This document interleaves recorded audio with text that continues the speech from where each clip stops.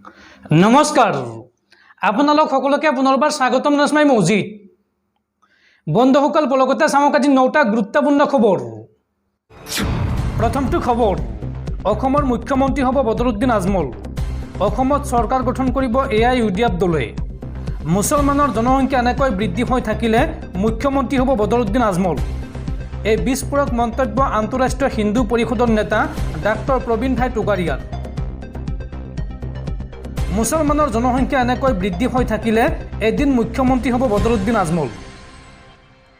অসমত বদৰুদ্দিন আজমলে গঠন কৰিব চৰকাৰ।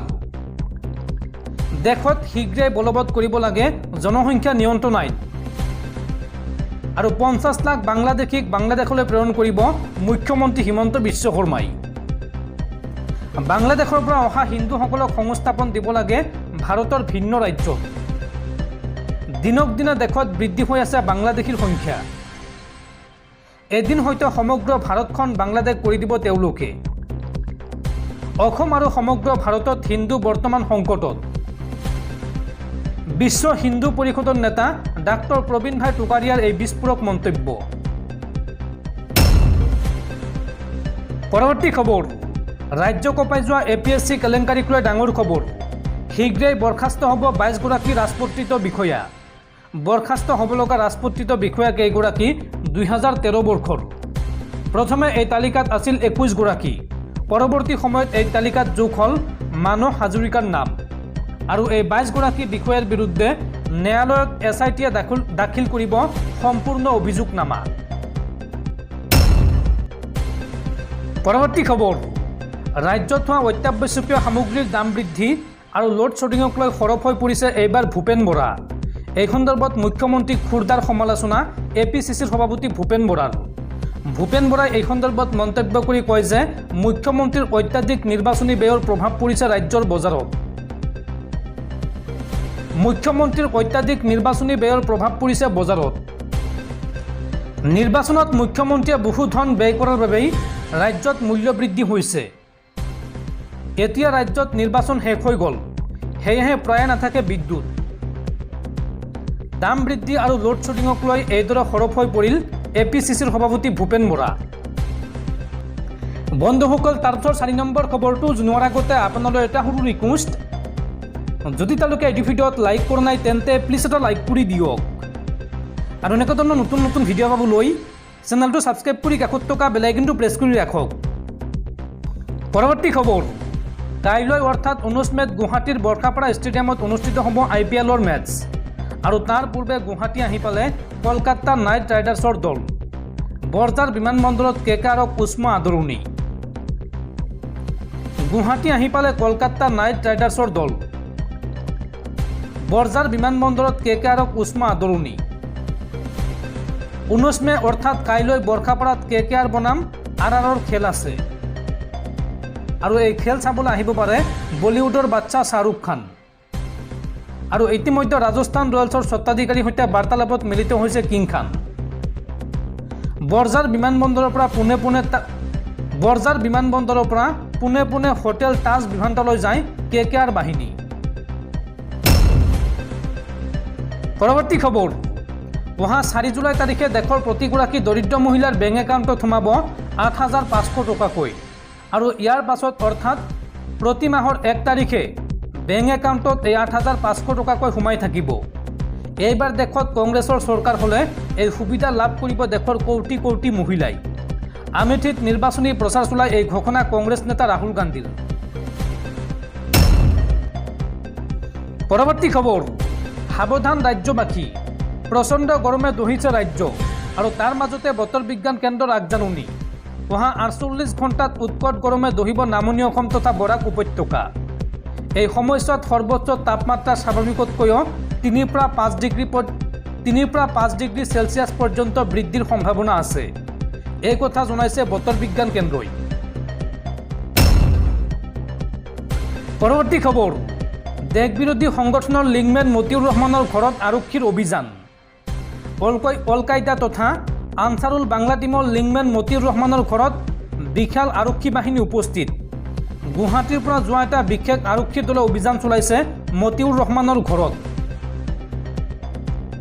সন্ত্ৰাসবাদীৰ লিংমেন মতিউৰ ৰহমানৰ ঘৰত আৰক্ষীৰ অভিযান।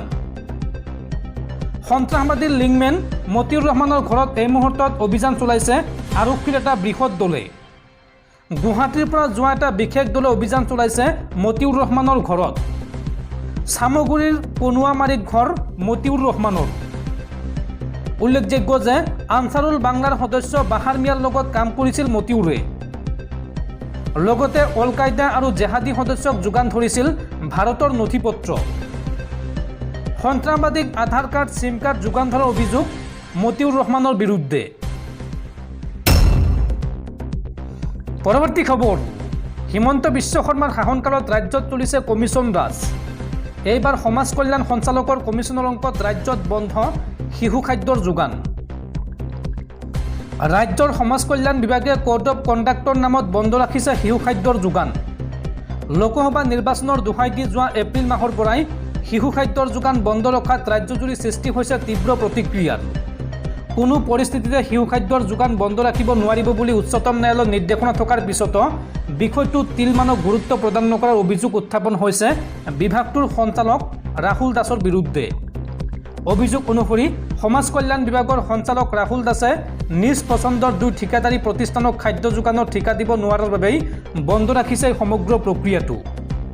বিশেষ সূত্ৰৰ পৰা পোৱা খবৰ অনুসৰি প্ৰকৃততে RB এণ্টাৰপ্ৰাইজ আৰু শ্ৰী মানসা ইণ্ডাষ্ট্ৰিজ নামৰ 2 বহিৰাগত প্ৰতিষ্ঠানক ৰাজ্যত খাদ্য যোগানৰ ঠিকা দিয়াৰ মন সঞ্চালক ৰাহুল দাসৰ। কিন্তু জানিব পৰা মতে ৰাজুক ফুলফকৰ মালিকী স্বত্বৰ RB এণ্টাৰপ্ৰাইজ আৰু নুপুৰ চাহাৰ অংশীদাৰী প্ৰতিষ্ঠান মানসা ইণ্ডাষ্ট্ৰিজৰ নাই BIS চাৰ্টিফিকেট। সেয়েহে এই 2 বহিৰাগত প্ৰতিষ্ঠানৰ চাৰ্টিফিকেট ওলোৱালৈ বাট চাই ৰৈ আছে ৰাহুল দাসে। কেৱল কমিশ্যনৰ অংকৰ বাবে কেন্দ্ৰীয় চৰকাৰে দিয়া প্ৰয়োজনীয় পুঁজি জমা থকাৰ পিছতো অসমৰ থলুৱা ঠিকাদাৰসকলক বঞ্চিত কৰি বহিৰাগত লোকক খাদ্য যোগানৰ ঠিকা দিবলৈ উঠি পৰি লগাৰ অভিযোগ উত্থাপন হৈছে ৰাহুল দাসৰ বিৰুদ্ধে। আৰু এই বিষয়টোত এতিয়া ৰাজ্য চৰকাৰ বা বিভাগীয় মন্ত্ৰীয়ে কেনেদৰে ব্যৱস্থা গ্ৰহণ কৰে সেয়া সময়ত লক্ষণীয় হ'ব। পৰৱৰ্তী খবৰ, এইবাৰ অসমত থকা খ্ৰীষ্টান ধৰ্মাৱলম্বী লোকৰ সংখ্যা বিচাৰিছে অসম আৰক্ষীৰ মুখ্য কাৰ্যালয়ে। আৰু এই সন্দৰ্ভত ৰাজ্যৰ প্ৰতিখন জিলাৰ আৰক্ষী অধীক্ষকলৈ DGP GP সিঙৰ জৰুৰী নিৰ্দেশনা। অসমত থকা খ্ৰীষ্টান ধৰ্মাৱলম্বী লোকৰ সংখ্যা বিচাৰিছে অসম আৰক্ষীয়ে। ৰাজ্যৰ প্ৰতিখন জিলাৰ আৰক্ষী অধীক্ষকলৈ এই সন্দৰ্ভত GP সিঙৰ জৰুৰী নিৰ্দেশ। আসাম কেথলিক এডুকেশ্যনেল ট্ৰাষ্টৰ বৃহৎ অভিযোগ DGP GP সিঙক। খ্ৰীষ্টান প্ৰতিষ্ঠানৰ প্ৰতি ভাবুকি অহাৰ অভিযোগত DGPলৈ পত্ৰ লিখিছে এই সংগঠনটোৱে। আৰু তাৰ পিছতে ৰাজ্যৰ কোন জিলাত কিমান খ্ৰীষ্টান লোক আছে তাৰ তথ্য প্ৰেৰণৰ নিৰ্দেশ দিছে DGP GP সিঙে। অসম আৰক্ষীৰ মুখ্য কাৰ্যালয়লৈ শীঘ্ৰে এই তথ্য প্ৰেৰণৰ নিৰ্দেশ দিয়া হৈছে। ইউনাইটেড খ্ৰীষ্টান ফৰামে বিচাৰিছে নিৰাপত্তা অসম আৰক্ষীৰ পৰা। উল্লেখযোগ্য যে কাৰ্বি আংলঙৰ এখন শিক্ষা প্ৰতিষ্ঠানত দুৰ্বৃত্তই আক্ৰমণ চলোৱাৰ অভিযোগ উত্থাপন হৈছে। আৰু তাৰ পিছতে শংকিত হৈ পৰিছে আসাম কেথলিক এডুকেশ্যনেল ট্ৰাষ্ট। উল্লেখযোগ্য যে ইয়াৰ পূৰ্বেও ৰাজ্যৰ গীৰ্জাঘৰৰ সংখ্যা বিচাৰিছিল অসম আৰক্ষীয়ে।